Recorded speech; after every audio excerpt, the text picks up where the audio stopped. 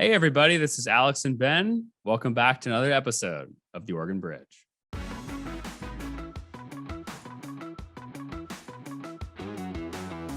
We have essentially two companies, Democrats and Republicans, and 90% of customers, voters, are dissatisfied. And yet in the politics industry, we never see any new competitors. It is the system. Washington, D.C. isn't broken. It's doing exactly what it's designed to do. And unless we change the design, we'll just have new faces incented to do the same kinds of dysfunctional things that we see now. Hey, everybody. We're really excited to bring you Katherine Gehl today, who is one of our national guests, but maybe a familiar name that you know in Oregon, not come 2022, but come 2024, which we'll get more into in the episode. But Katherine is the founder of the Institute for Political Innovation, a nonpartisan nonprofit group that she founded in 2020 to push for something which is called Final Five voting. She's also a business leader and is the former president and CEO of Gehl Foods, which is a $250 million high-tech food manufacturing company that she sold in 2015. She also serves on the boards of a bunch of national political groups, including Unite America, New America, Business for America, and is also an active philanthropist, and I believe also served in the Obama administration. Ben, what did you think of the episode? Great episode. Really enjoyed talking to Katherine. She's clearly a very intelligent, thoughtful, and strategic thinker. And she's creating something with this organization that is starting to change the way that our system of politics works across the country. And I was interested to see her basically signal to folks listening to this podcast and others in Oregon, you know, if you're interested in taking on this proposal of hers, which we get into in the episode, there's potential for 2024, a ballot measure that would fundamentally change the way that we elect politicians in the state of Oregon. And I thought it was fascinating. I think the one thing that sticks out for me, many of our listeners will remember the open primaries ballot measure from several years ago that was just soundly defeated in Oregon. And it's important for listeners to know that this proposal is not open primaries. In fact, Katherine in the episode discusses why she herself opposes open primaries. That being said, will the political parties, which like in the open primaries election, both the Democratic Party and the Republican Party opposed the measure. So it'll be interesting to see, will this proposal create the same sort of dividing lines in our politics with the same actors on the pro and con side? Or will Katherine's conception, multi-tiered, right? It's a primary and general proposal. Will that kind of shake things up and create new dynamics in the state? So fascinating conversation. And I think one that folks will be listening to come 2024 and potentially 2022. We'll see folks join Alaska in adopting this Final Five reform. What did you think, Alex? Yeah, I thought it was a really interesting episode. And I also thought that she responded very well to both your and my critiques, which is, I would say, I don't know if we get that necessarily out of every episode. I will say, Ben, too, this podcast has given people a lot of things. It's a sense of community, a place that they can hear us yell at each other. But we may even give someone a job after this because this ballot measure may come to Oregon come 2022 or 2024.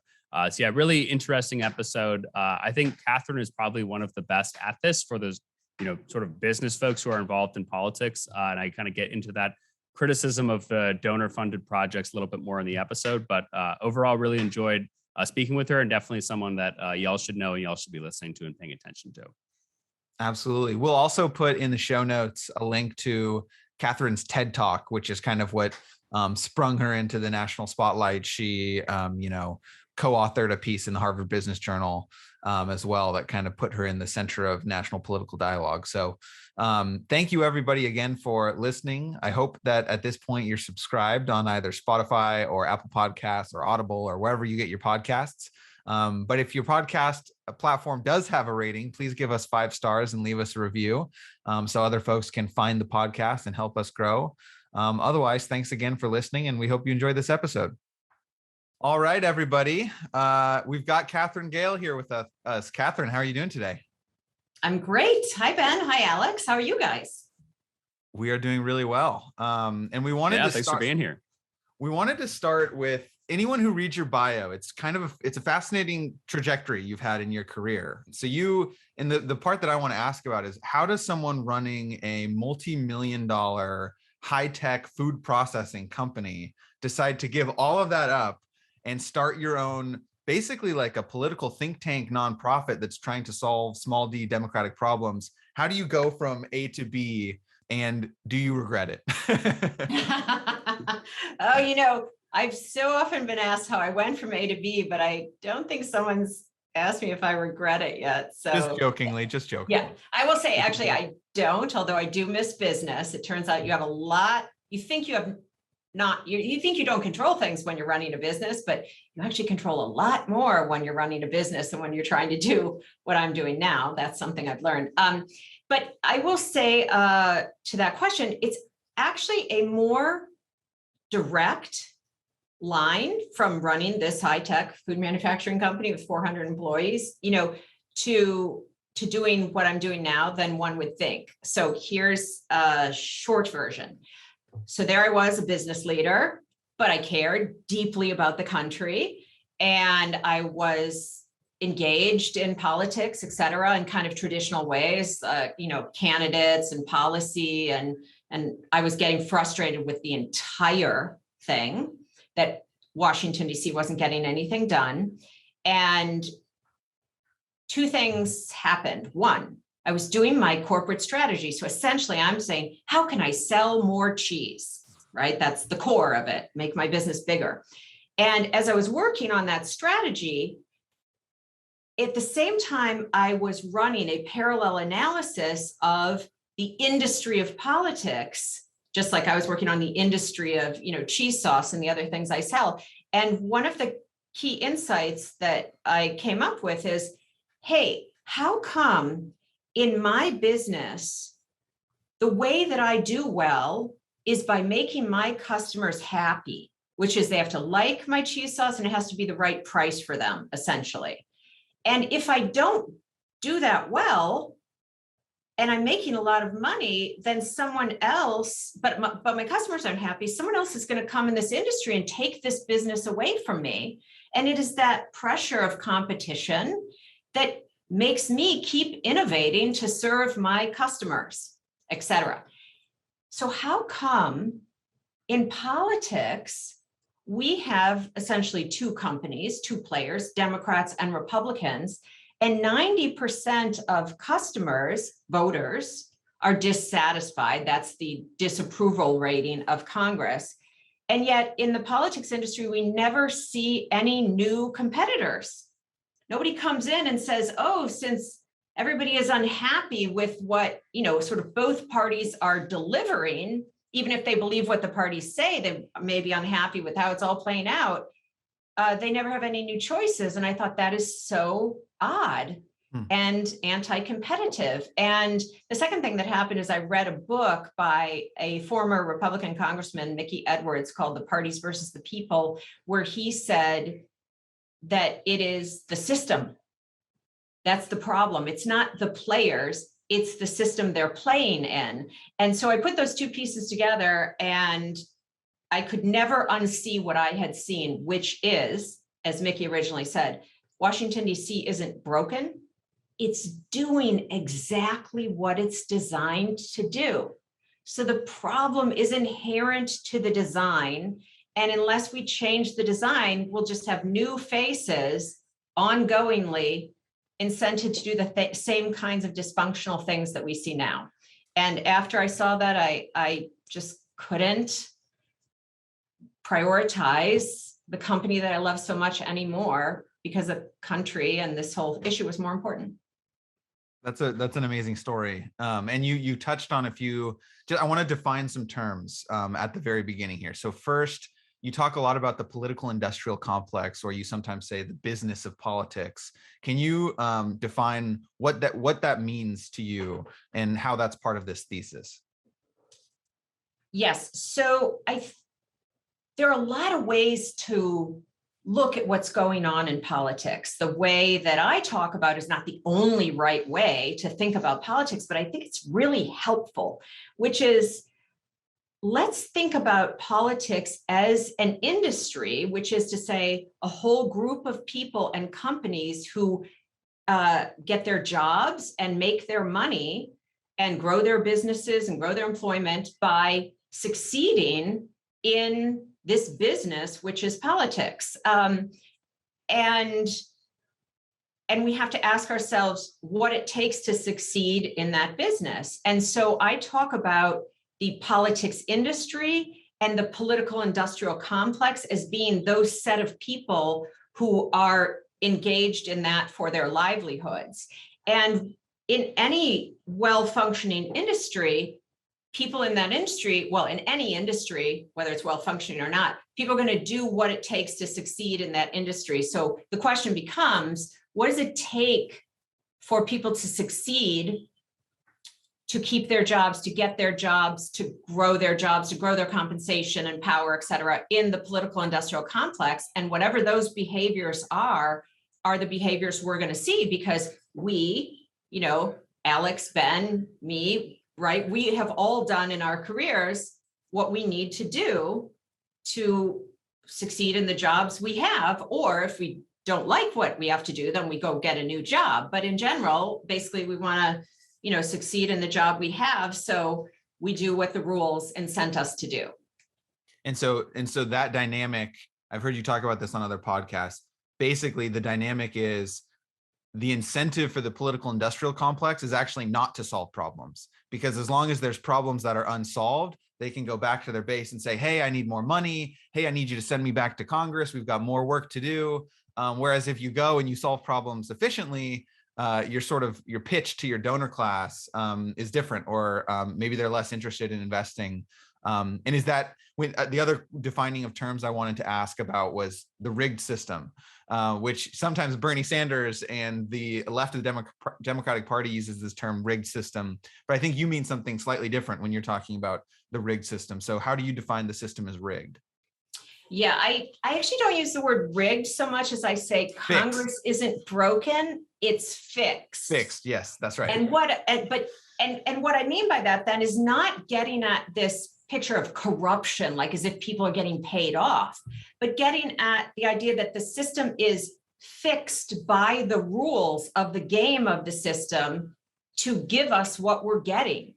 So there's very little freedom for elected officials in our current system, because their latitude of action, their ability to actually legislate, to make choices, to lead, is very narrowly constrained by what they have to do to win party primaries on both sides.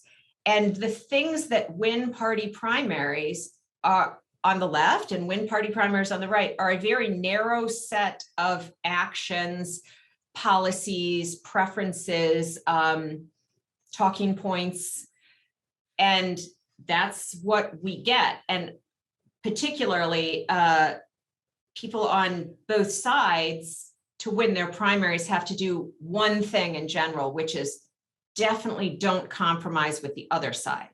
Right. Don't work together, don't find a consensus.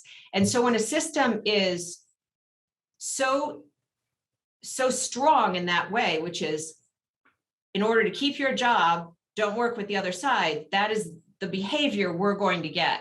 So what we have right now, I say, is a system where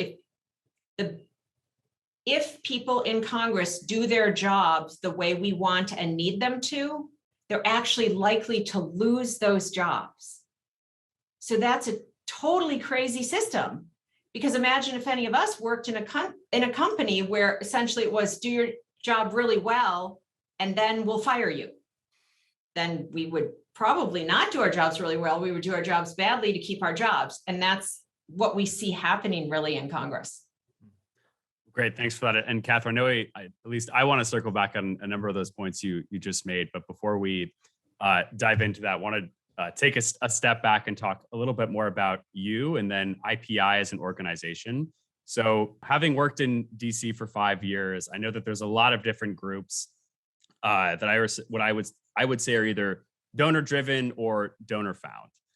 And I would argue that you've actually been one of the only successful people in finding one of these groups. And I particularly appreciated your comment on a previous podcast of saying, like, I'm not trying to empower the squishy middle, because I feel like when a lot of business people put forward like ideas in the political space, it's all about like, how can we get back to working together and bipartisanship and all of this sort of thing. Yeah, the moderates, we need more moderates. You know, there's a million donor funded groups in DC that are pushing this sort of lingo to, I think, very little success. So, and obviously, I think you've actually had some success so far, and we'll talk about it a little bit later, but with the Alaska ballot measure and then in some other states as well. And I think that people are clearly becoming more interested in this idea, and you're seeing a lot of momentum across the country, which I imagine is really exciting for you. But could we just dive a little bit into, like, why do you think this has been more successful, at least in my opinion, than some of the other sort of donor-driven or business leader groups out there? Like, what is it specifically about your vision, kind of as a thought leader, that you think is like actually appealing to real voters and like real policymakers kind of in these states and across the country? Again, I think it is my career as a business leader that I've been able to take the things I learned there into this realm.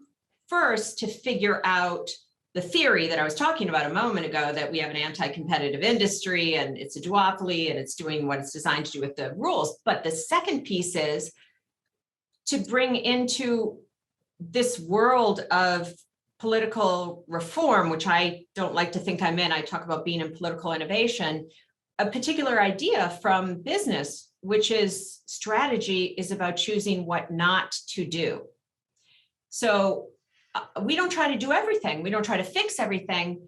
And therefore, we work in one particular area, which is to say, the only things we spend our time on at the Institute for Political Innovation are the things that are at the intersection of, are at the sweet spot of being both powerful and achievable. Here's what I mean by that.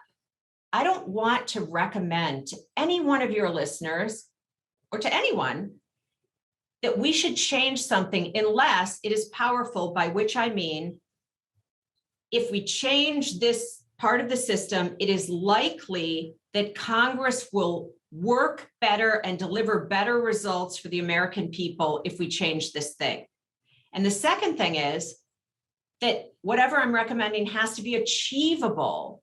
It can't just be a pipe dream, as if, yeah, wouldn't it be great if that were different, because then everybody would get along. I mean, yeah. I don't want to sell that. We have to sell a real solution here. I'm all about action. So what is at the sweet spot of being both powerful and achievable? And the answer to that, and I know we'll get to it, is what I'm really focused on, which is changing the rules of our elections to something called Final Five voting. And so the reason we've had success is because people over time buy what works. So you can only get so far by selling a pipe dream, and by selling an aspiration, if it's not actually grounded in reality. And that's one of the problems in politics, is that we somehow think that politics is different than every other rational endeavor, and that people in politics are guided by different incentives, that it's somehow supposed to be better than, we know it's not, but we think it's supposed to be like this moral high calling, and that, we do things for the right reasons, et cetera. But when we just get square with the fact that people are incented the way they're incented across every human endeavor, then we can really focus in on what it would take to change those incentives, and we have a real solution. There are a lot of reforms groups that, for example, are proposing to change certain things that require a constitutional amendment. Well, you know what? I want the thing I'm working on to be successful before I die. Okay? I'd actually like it to be successful in the next 5 years, but the constitutional amendments are not doable in our current system. I'm not saying nobody should work on them. Some people need to have a very long lens, and there are very valuable efforts that could be successful in the long term. But the solution for us is not something that has no chance in the next decade. So the reason we're having success is because what we're offering is final five voting, which is both powerful and achievable. Yeah. And I think it's really, to me, it's so key that especially you're like, look, we're not going to do everything. And I don't want to do everything. We have this very specific goal in mind for what we want to be able to reach. And I think that it's such an excellent point because so few political policy think tanks sort of have that mindset of it's like, as you said, very open, expanded, like, here's our vision for society. And it's like, yeah, I like to see that stuff achieved before I'm alive, not in 2022 or whatever. But no, that's really interesting. That was a very thoughtful answer. And so, yeah, let's transition into Final Five, as you were, just alluding to. What is Final Five? How can I learn more about Final Five? Kind of who created Final Five? Was this your brainchild? Give us the ins and outs. Let me start again to repeat this premise that the behavior that we see on the part of our senators and representatives, many very, very talented and passionate people are serving, and what they're doing is what they're incented to do.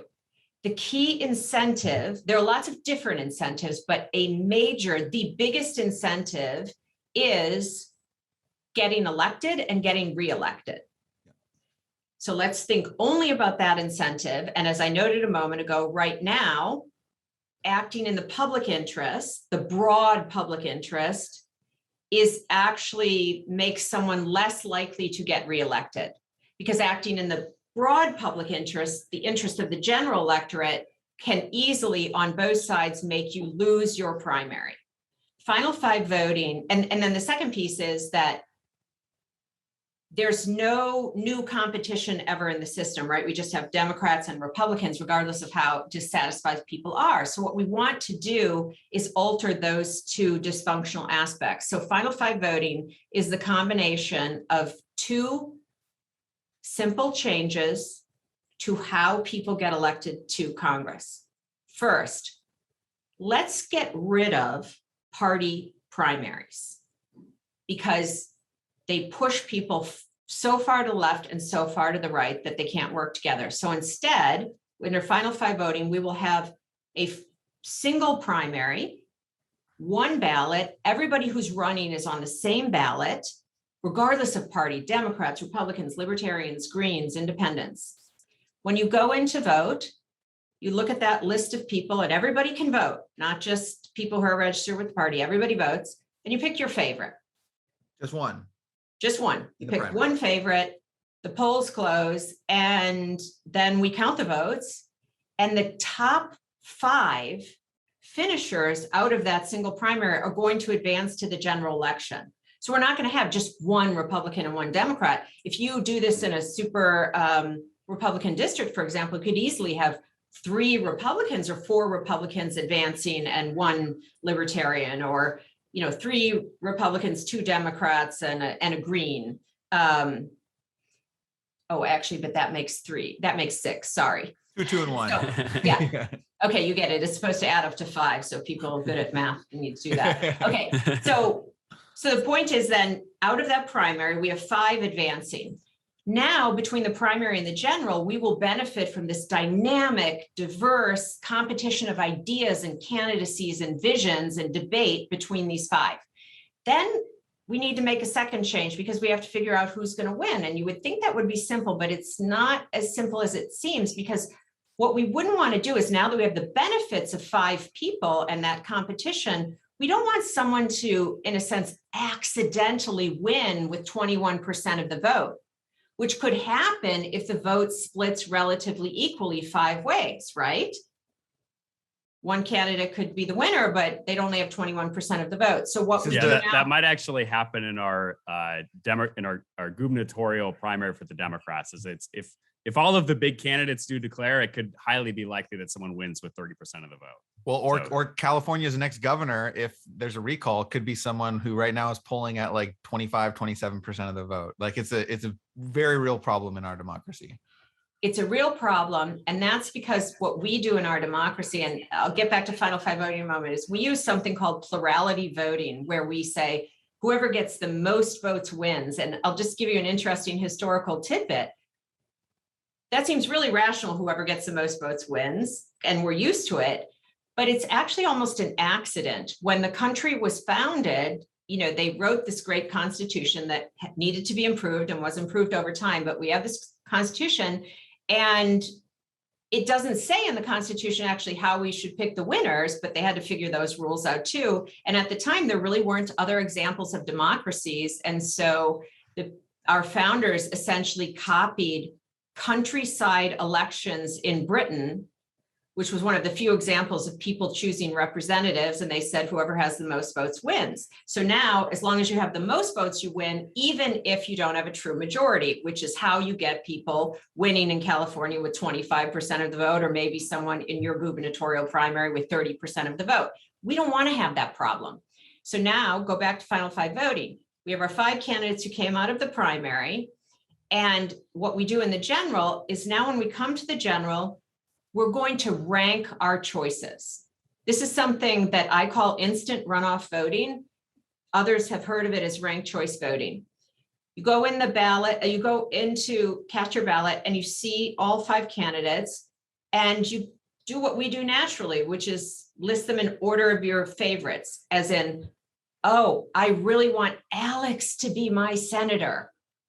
But if I can't have Alex, then I'll take Ben. Smart. And if I can't have Ben, I'll take Amy. And if I can't have Amy, God forbid, I'll take this person. And then the last person is someone like, over my dead body, do I want this person to be my senator? You can rank as many or as few as you want. Then when the polls close, we count all the first choice votes.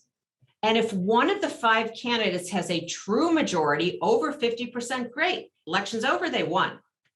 But if nobody of the 5 has over 50%, then we begin a series of runoffs. The candidate who came in last place, who came in 5th place, is eliminated. And if you had selected that candidate who's now out of the race as your first choice, your single vote is now automatically transferred to your next choice, who's still in the race, the remaining 4 candidates. Then we run the totals again, look for a majority winner, and you keep eliminating the candidate in last place, and voters have their single vote transferred to their next choice. And in that way, we end up knowing which of those 5 has the greatest amount of support from the greatest number of voters in that district. This means, so as a result, Final Five voting, which is top 5 primaries plus instant runoff general elections, determines a winner, but it does something far more important than determining a winner. It sends those winners to Washington, D.C. with the freedom to lead on behalf of their general electorate and the incentive to lead on behalf of that general electorate, which is to say they no longer answer only to a narrow slice of voters who turn out in party primaries. And by the way, I'm a primary voter. You guys probably are too. I'm pro-primary voter. But what we can't have is where they are the only ones who get to decide who wins, which means they're the only ones who get to decide the kind of leadership that our elected officials can have when they're in Washington, D.C. So now we have made the general election always the election that determines the winner. And that means that those winners have broader latitude to figure out what deals we need to make to deal with the complex problems that we have and move the country forward, instead of this stale gridlock on all these issues that we've had now for, a decade and 2. I think that was an excellent summary of Final Five. And so now we want to ask some specific questions about that. And so, as you know, we're a podcast primarily about Oregon politics. So has IPI looked at Oregon? We have a long independent streak in this state. Governor Tom McCall, Senator Wayne Morse, we're kind of famous for having mavericks in Oregon and for having an independent electorate. Have you thought about Oregon as a potential place for investment in a ballot measure or a legislative referral of some kind? Yeah, so what you're getting at, Ben, is this idea of how would we get to Final Five, which I don't think we've totally discussed. So I'll cover that first. Sure. So Article 1 of the Constitution gives every state the power to make these rules for how you elect people to Congress. So each state can change it individually. So you're right. We at IPI, which is a national organization, do look at the set of states and think, which of these states might be the next one that wants to make this change? Alaska already did it in November of 2020. We would love to see a campaign get started in Oregon. We at IPI do two things. We sometimes go find people in a state and say, hey, would this be a good idea for your state? And sometimes we answer the phone when people in the state figure that out on their own and they call us and then we collaborate together. These efforts, these campaigns need to be really run, led in state. This is a decision that the citizens of the state, will make. And so we would answer the phone joyfully if someone from Oregon called us. And I would say that I would love to see that anytime, but mostly probably in 2024. I'll just give you a little hint on that.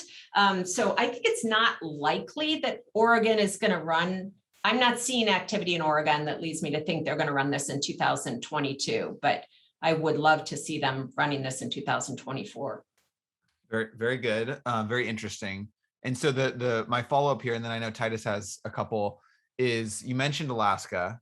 Alaska, also a famously independent state that this proposal actually did pass. I believe it's in effect now and has been in effect for an election, or are we not there yet? And so that's part A. And then part B, lessons learned from Alaska and how they might apply to a state like Oregon who's thinking about it. What's the sales pitch based on what's happened there? Yes, so Alaska citizens passed a ballot measure to implement this new system for both their federal and state elections in November of 2020. Okay, so this will be the first in 22. Right, so they haven't actually had any elections under the system yet, but what's really interesting, if you think about it, is the incentives for everybody changed when the rules changed, even before they got elected, because it's their next election that is dictating their behavior. It's what is going to have them keep or lose their job in 22 that tells them what their options are. So the people in Alaska who were elected under the old system have more freedom automatically the day after, the November 2020 elections. And they are in the state legislature working collaboratively across the aisle in a way that they likely would not have without these changes. So, and we'll also see a different kind of Senate race in Alaska in 2022 because of this, which is to say that Senator Murkowski, a Republican from Alaska, is up for re-election. And she has been not supportive of President Trump. And so he has decided he wants to primary her, which, as we all know, that's what people do on both sides. They say, we're going to primary someone, we're going to make them lose their primary by taking them out on the right or the left. What is different about Alaska is that now can't happen. The to primary as a verb goes away because we're going to have, in Alaska's case, 4 candidates in the general election. So what we're likely going to see in Alaska is Senator Murkowski will, quote, make it through the primary in the top 4. A Trump-supported Republican challenger in the Senate race will make it through in the top 4. A Democrat will likely make it through in the top 4, and then another candidate. And so the general electorate in Alaska will determine who wins, whereas under the old rules, it would have been the primary voters and the Republican side determining on their own in a low turnout primary who was going to win. So this will be a very interesting race to watch. And we're really pleased that what this system, in their case, Final Four voting, because they did 4, not 5, moving to the general election, has really re-empowered people who go to vote in November, whereas previously their votes weren't going to matter. So that's how Alaska's going. What lessons have we learned? We like what we've seen so far. Well, and so there's 5 instead of 4, which I think not necessarily a lesson learned from Alaska, but you've talked about how like it's actually more advantageous to have 5 instead of 4, and that's why you're proposing other states go to 5, correct? That's correct. My first work, which I published out of Harvard Business School in 2017, proposed 4, and that is what they naturally moved forward with in Alaska. And now, since that time, I'd done some additional work with game theory, et cetera, to determine that really 5 is a more optimal level of competition without being so much competition that you start to get the diminishing returns of complexity. So 5 is really the sweet spot. 4 is way better than what we have right now. I love Sure. what Alaska did. And by the way, this is an important time to say that the credit for Alaska in terms of who really made it happen there goes to people in Alaska, first among them, Scott Kendall, who is the person who actually read this work in 2017 and determined that he was going to form this ballot initiative committee. And he and then others who joined him took it all the way to the finish line. So we were fortunate to provide the intellectual piece of that and then work, to be helpful. But it's people in Alaska who did it. And cheers to Scott Kendall. So you didn't move to Anchorage for 2 years to make this happen? So I was about to get on a plane to Alaska for a week to talk about this system in I was going the first week of March of 2020. COVID. And this was the first thing that I canceled because of COVID. I was going to have to fly through Seattle. And remember, that's where the outbreak was really starting. Yeah. And I was, so I never got to go to Alaska for it, but I made a lot of Zooms. I believe it. Oh, very good.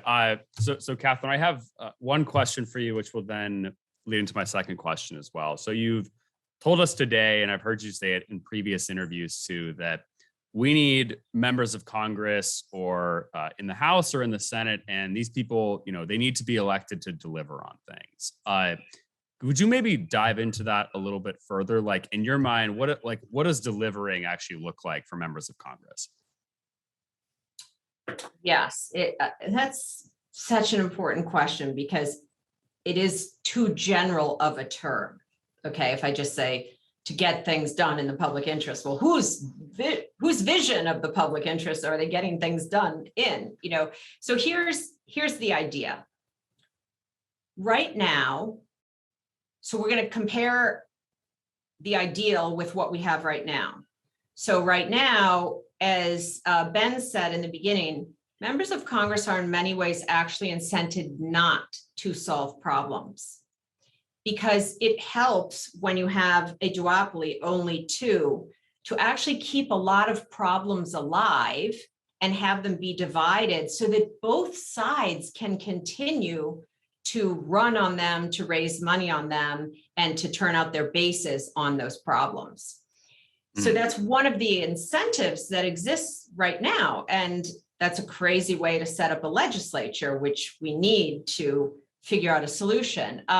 So when we talk about solving problems in the broad public interest, it is this idea of, in a democracy, we have decided by forming one under our Constitution that we are going to live together in a way that we're going to choose collectively through this legislative process, which means inherently, if there are different views and opinions, no one is going to get exactly what they want. That the legislature needs to figure out a way to represent all those views and opinions and find a way forward, not just by representing the views, but also by dealing with how hard the problems are to solve, which is to say that if we had easy problems in this country, even our crummy system would solve them, okay? Our problems are hard. That's partly why we're divided, because there are lots of trade-offs. So you want to have a system that basically puts people in a position to do what needs doing, which is to deal with these trade-offs and to deal with the different expectations of the people they've been sent there to represent and find a common ground among them. Sometimes people don't want to hear me say that. They want to live in a fantasy world where, quote, their side is someday going to have an ongoing trifecta where they control the presidency and both houses of Congress for 15 years in a row, and they're going to get to enact their agenda sort of unobstructed from the other side. But that, as we know, is not the world we live in or are going to live in. So we have to find a way to put these people in a position to live in the world we do live in, where we're divided and the problems are complex and they've got to figure out a way forward. And that's what this system does, which means this system doesn't actually have a policy preference embedded in it, this election system. It is not a Trojan horse for either party's likely advantage. It is a system that gives people an opportunity gives our elected officials an opportunity to do the hard work without tying their hands behind their back. And then what we do is we hold them accountable in the general election, because for the first time ever, if they're not doing sort of what we, the voters, like, there will be a new competitor and we can choose someone else. So it's the threat of new competition that makes companies do well for their customers. That's what we started with. So the key here is not just that they'll have more freedom to do what needs doing, but it will be that if they don't do that, we'll get to vote for someone else. If we're a Republican, we'll have more than one Republican choice. Yeah, no, that makes sense. And I want to play devil's advocate for just a minute when it comes to the primary point. So I know during a previous interview, you had brought up that you had a few friends or colleagues. Some of them worked for George Bush, some of them worked for Obama, and they would basically tell you, when I was in the administration, I had meetings with members of Congress from the opposing party, and they said, I'd love to work with you on this, but I'm afraid of being primaried. I think that's essentially what you had said. I personally think, though, that some of the people and I won't speak to the left, maybe Ben can speak to that because he was more in that realm. At least some of the most interesting people on the right, in my opinion, who have very unorthodox views that I would say are different from sort of conservative Inc., are like Josh Hawley, Donald Trump, and people like Jim Banks. And these people are very partisan on some issues, but they're also very unorthodox in others, right? I mean, you have Josh Hawley has introduced a bunch of bills with Bernie Sanders. Donald Trump put regulations on prescription drug pricing and said he wouldn't cut Social Security. Jim Banks has proposed industrial policy, which kind of goes against free market orthodoxy. And then, very unorthodox, but very popular with sort of their voters in their district. And then I feel like you have kind of the Paul Ryans of the world who were very orthodox. They had all the conservative talking points, but like clearly some of their views were just very out of touch with the base, and they were just basically unaligned and unpopular because of that reason. I'd be kind of curious of your response to that in general, of that my idea is actually that the most partisan people, at least on the right, are actually doing the most interesting and unorthodox things when it comes to kind of working across the aisle and delivering. Just kind of curious of your response to that. Here's my response. The people, let's take it that we agree with you. Let's just say we agree with you that, yes, these people on the right are doing the most interesting things. But are those interesting things getting done? Most of them are not. Okay, so the bill may be introduced. They may be saying interesting things. They may be creating interesting partnerships, but are we actually then passing a law that is getting signed, that is being implemented, and by the way, that is also paid for? We're not doing any of those things. So what we have now is a system where you can definitely be interesting and maybe even innovative, but that's disconnected from whether it leads to anything. So we will not eliminate any of what you're talking about with Final Five voting. In fact, we'll get more innovation. But what we need is innovation that turns into something that gets a consensus so that it can pass and be implemented. I believe that we want, this is what I say, and you mentioned this earlier, this final five voting system is not about the ideal of a squishy middle. Let's split the difference on every issue and somehow that is the best we can do. No, actually, we should take advantage of the divergence and diversity in the country, because innovation in any industry often arises from, quote, the fringes. Now, it's true that crazy also arises from fringes, although everybody's different. Everybody's definition of what is crazy is different. But my point is, you can have good crazy, crazy crazy, bad crazy. You can have all of those things and have a functioning democracy if you allow for this broad diversity of opinion to have a space in the dialogue, and to have people be elected who might espouse those views. But then there's a way of legislating that offers those people the opportunity to do something in a consensus way. Gotcha. And still get reelected. So I actually think that this system, you'll still have people coming in espousing different things, but they may still vote yes on something that isn't what they're espousing, because they can get reelected by saying, yeah, that's the best we can do right now for the country, is this, bipartisan immigration deal that we actually found a mechanism to pay for. That They actually might say that. That actually makes a lot of sense to me, in that in some ways, like the Hawley-Bernie bipartisanship might actually be bolstered with allies if the system takes root across the country.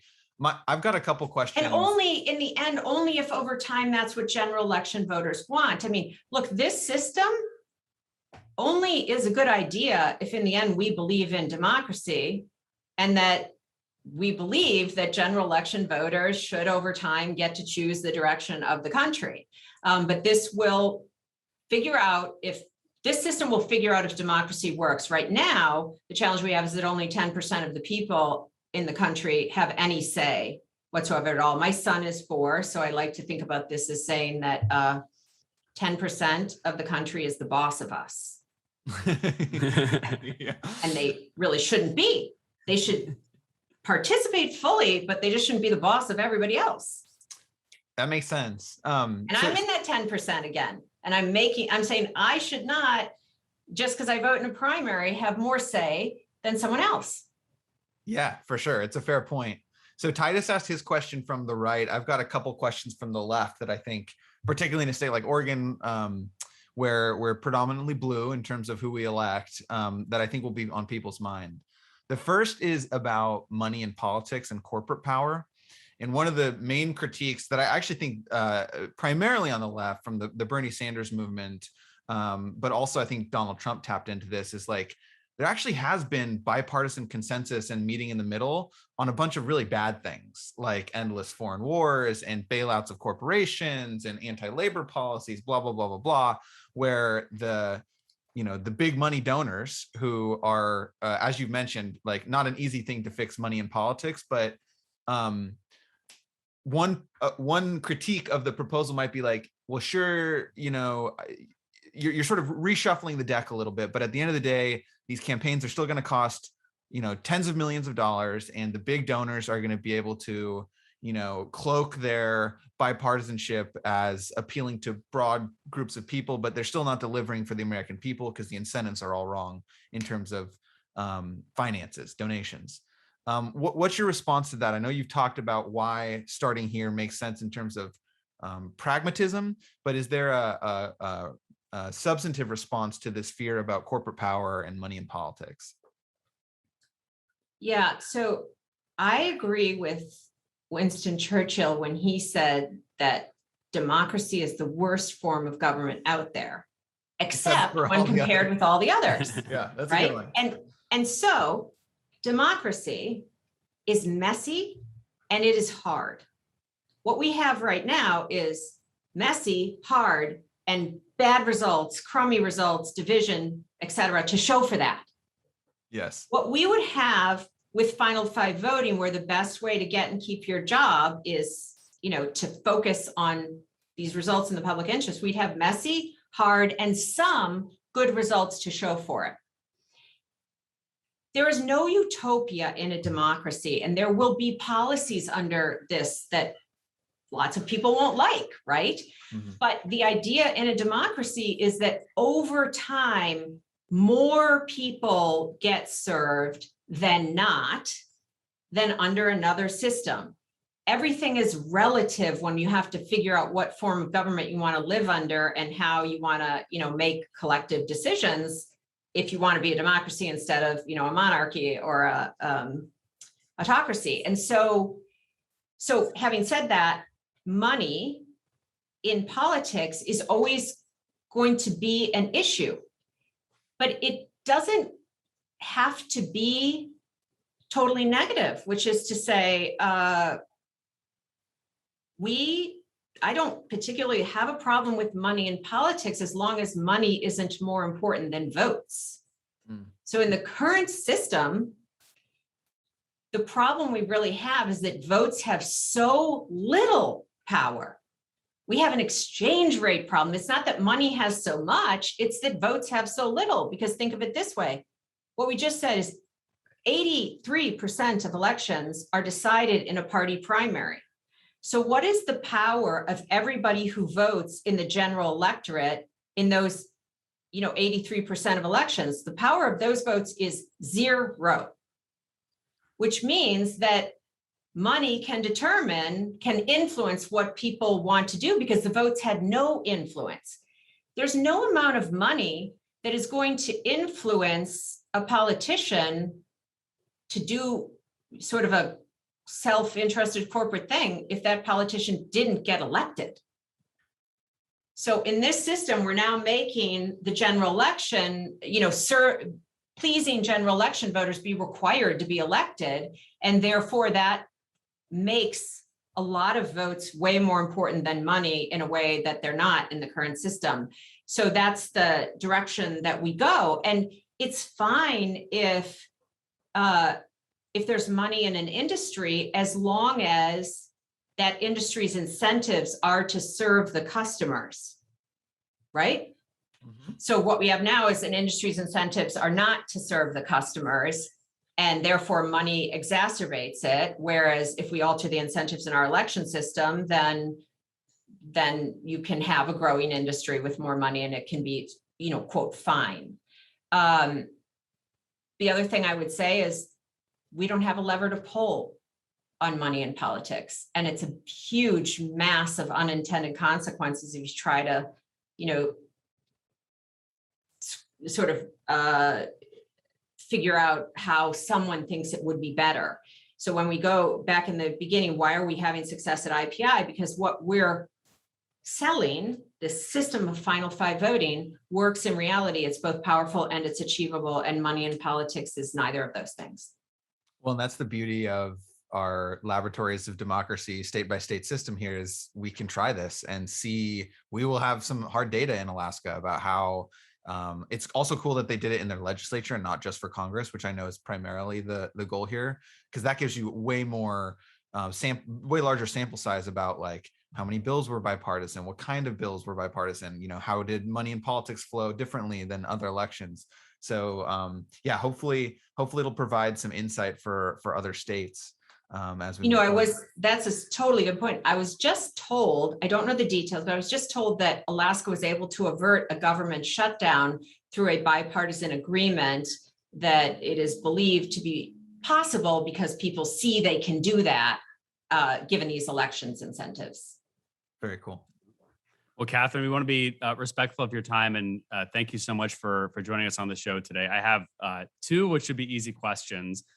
One, and everyone should watch us on YouTube as well, not just listen on their phone, but was the bookshelf set up by you or by a staffer? This is like, if we were on Room Rater, I would give this like a 10 out of 10. I would say we got the book in the background. You can easily see it. It looks great. So if either a shout out to you or a staffer who may have put this together. Okay, I actually did that.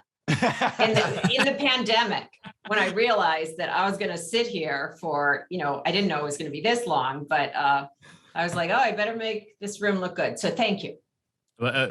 Business leader and creativity. So that's it's very good. Although I didn't paint that painting. Sometimes people ask me that, and I think if I could do that, I would do that. You could have lied too. We would have. Yeah, we would have believed Okay. that. No, but thanks so much again for coming on. And before we let you go, where can people follow your work? Where can they get your book? Where can they find you? Where can they learn more about IPI? I would love to hear all of that.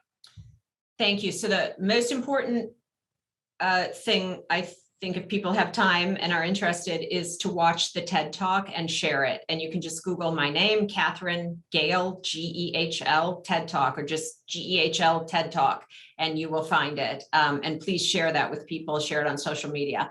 If you want to get in touch with us, you can go directly to my website, which is political-innovation.org. And follow me on Twitter, Katherine Gehl. That's good too. But TED Talk first, get in touch with me second, and follow me on Twitter third. So I would love it. And it's been great to be with you guys today. And I hope that there will be a movement in Oregon. If you guys want to start it, call me up for this in the future. We'd love to work with you guys. Well, when they start collecting signatures for the ballot measure in 2022 or 2023, we'll have you back on the podcast to talk about what we've learned so far. But thank you again, Katherine, for being with us. It's been a really fun conversation. Thank you. It's great. Have a good day.